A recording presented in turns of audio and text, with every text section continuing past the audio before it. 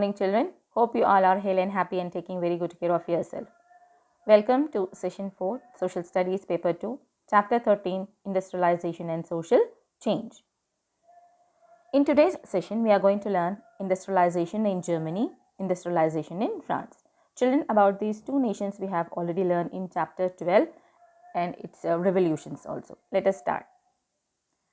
As we all know, that unification of Germany was completed in 1871 CE, but the impact of industrialization started in 1830 with the introduction of railways. Let us start in detail. While industrialization began early in England in the 18th century, it was not until 1850s and 1870s that industrial production became prominent in Germany and France. As 1830 itself, the impact of railways has been started, but the production process was not started in Germany and France. Germany was not united till 1870 CE and France was facing wars and revolutions. Children, political stability, availability of minerals and all that, these are the predominant or the requirement for the industrialization, which were not present at that time in Germany and France, because Germany was not united till 1870 and France was facing a lot of revolutions. When you are comparing these two, Britain, which had extensive colonies, Germany and France did not have colonies and access to colonial resources. Apart from that, raw material played a very vital role for the production purpose. Where Britain is having a lot of colonies in Asia and America, but Germany and France, they does not have any sort of colonial rule at that time because they are having the political instability. Thus, they had to make up for these disadvantages. In both the countries, industrialization increased with the introduction of railways in 1830s. In 1830, when they have started or the invention of railways, which make the people to understand, especially in the Germany and France, they are able to understand that how they can improve their trade, how they can communicate with other nations, as well as how they can get the economic growth. Prussia. Children, we have learned about the Prussia in our previous chapter. Do you remember Bismarck? Now, as Prussia exploited its rich coal fields, as it's having a coal fields, Silesia and Rhineland and the Ruhr. These are the coal fields and iron deposits, Bohemia, in order to create a flourishing steel industry. So, Germany started utilizing its coal fields as well as its iron deposits for making a steel industry. Alfred Krupp. Krupp is the name of a family. They have started a small iron foundry at Essen in 1810 CE. It's not a huge or a heavy industry. Our small scale industry has been started where they have employed thousands of workers and made a fortune for the Krupp family, where they have recruited thousands of workers where they are working for the Krupp family.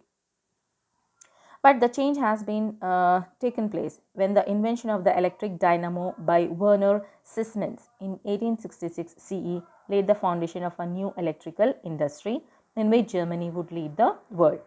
As Britain is depending on the coal fields and all that, but the invention of electric dynamo by Werner Siemens, it brought a change in Germany, where they started using the electricity for source of energy for running their machinery, and which lead the Germany in the world.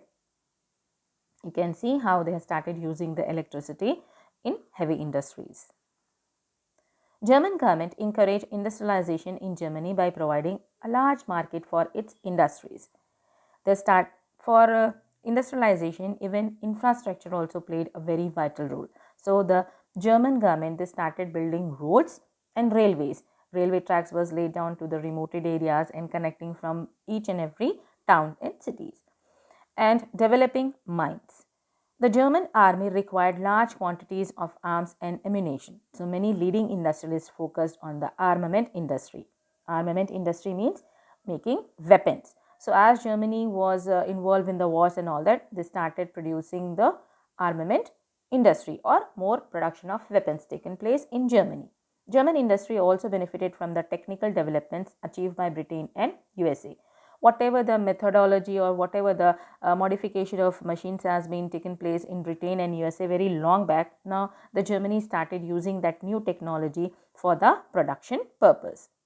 German industry developed as large units and were bigger than British industries in size and scope. So when they already have a machinery, a modified machinery, which they have adopted from the USA and Britain, when you're comparing the size of industries and all that, Germany is having a huge or the large units of industries, heavy industries. When you're comparing with the British, it's less in size and scope.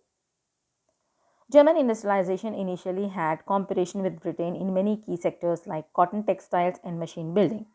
As cotton textile, England was called as a workshop of the world, and weaving and cotton is a basic industry in England. But Germany started have a competition with it, and they have started giving a stiff competition to the Britain in textile industry as well as machine building. By the beginning of 20th century, Germany had developed a powerful industrial base. It was challenging Britain as Europe's major industrial power. Britain was still producing more coal, but Germany was producing more steel. So because of advancement in technology which they have adopted from Britain and all that, as Britain is still producing more coal, whereas Germany is producing more steel, giving a tough competition to the European nations. You can see this is a picture of Alfred Krupp and the production of arms and ammunition. The Krupp family. During World War I, the Krupp factories made guns for the German artillery.